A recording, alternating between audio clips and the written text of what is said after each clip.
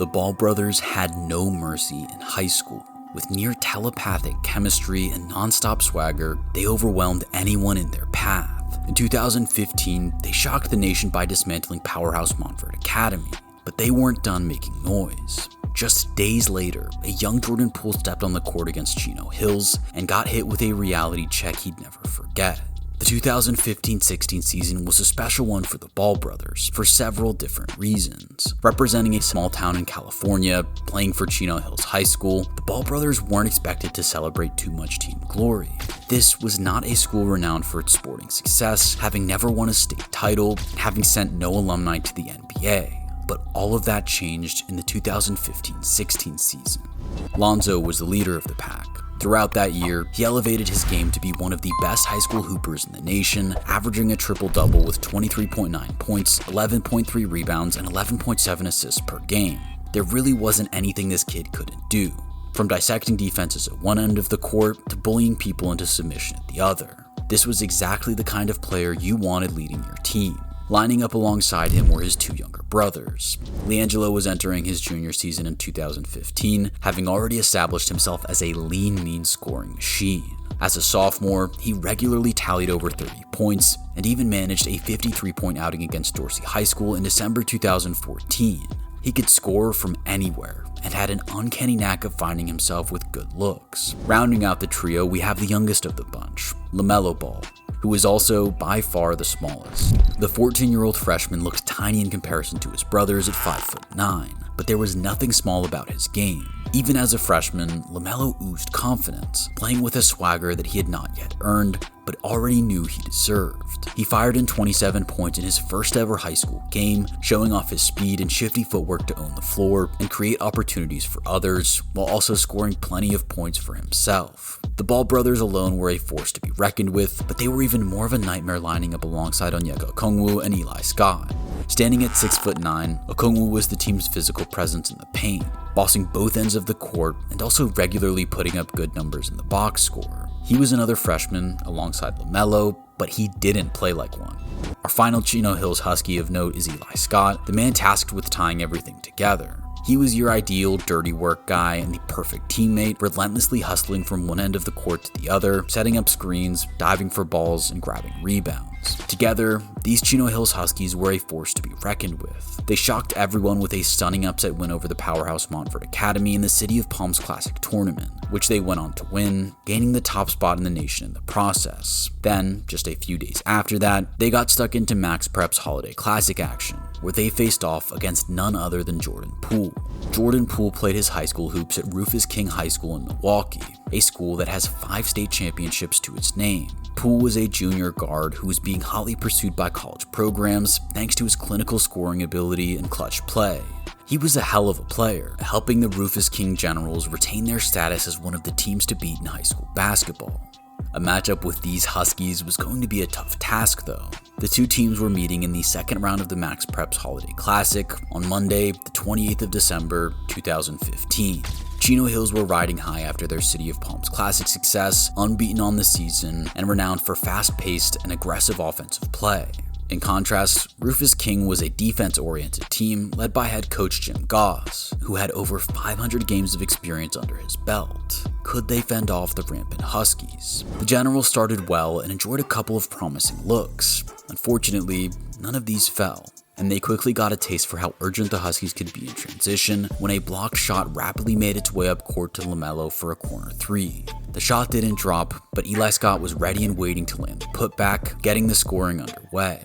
The Huskies did a good job of finding the bucket throughout the first half of the game, but Rufus King just about managed to stick with them, trailing by 10 points early in the second quarter. Lonzo Ball fired in a three-pointer to put his team up 39-26 before showing off his versatility by working back immediately to be a presence on defense. That successful shot from deep, followed by a block at the other end of the court, showed exactly how dominant Lonzo was as an end-to-end threat, whilst also summing up the problem for Jordan Poole.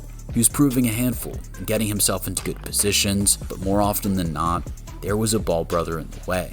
Another quick cross-court pass to LaMelo allowed him to show off his smooth handiwork and shooting ability, before another display of quick back-and-forth passing produced another field goal, taking the score to 43-26. The Huskies were on a roll in the second quarter, and they kept piling on the pain.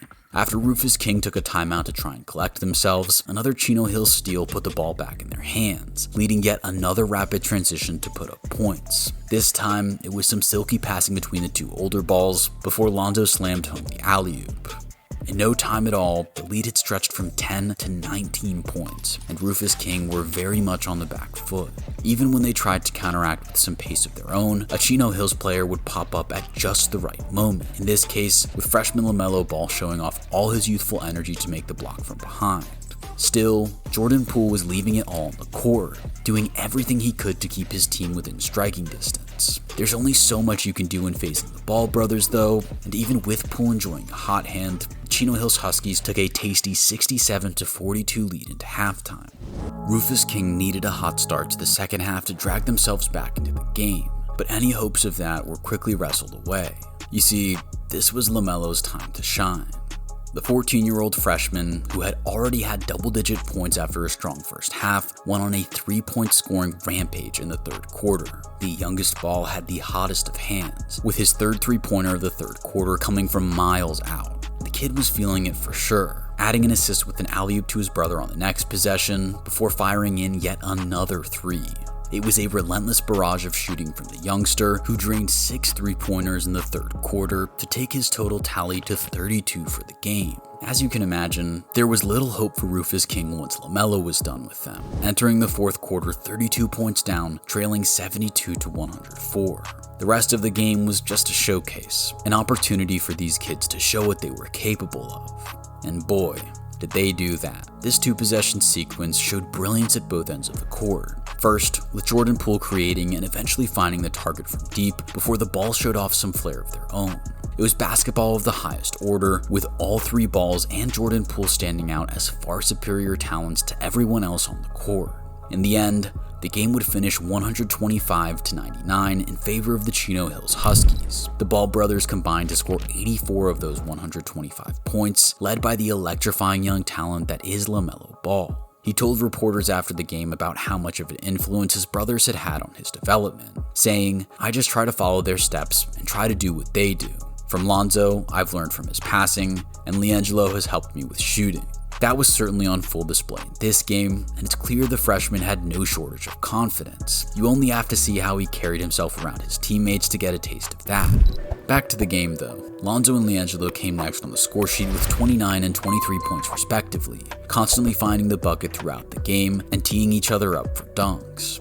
It was always a lot of fun to watch these three play on the court together, but they weren't the only future stars on display. Onyeka Okongwu and Eli Scott both did their part in helping Chino Hills rack up a stunning 125 points. And on the other side of the court, Jordan Poole delivered some quality play as well.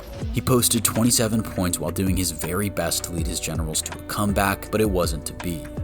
In the end, it was the Ball brothers who showed Jordan Poole who was boss that night. While the loss will have hurt, there was no shame in it for Poole and his teammates. The Chino Hills Huskies were red hot entering that game. They stayed red hot all season long, ending up unbeaten at 35-0 and winning their first ever state title. This has led many to call that Chino Hills team the greatest high school team ever. The Ball brothers owned the court that night, no question.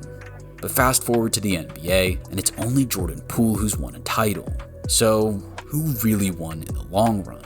Let us know what you think in the comments, and don't forget to like and subscribe for more basketball stories just like this.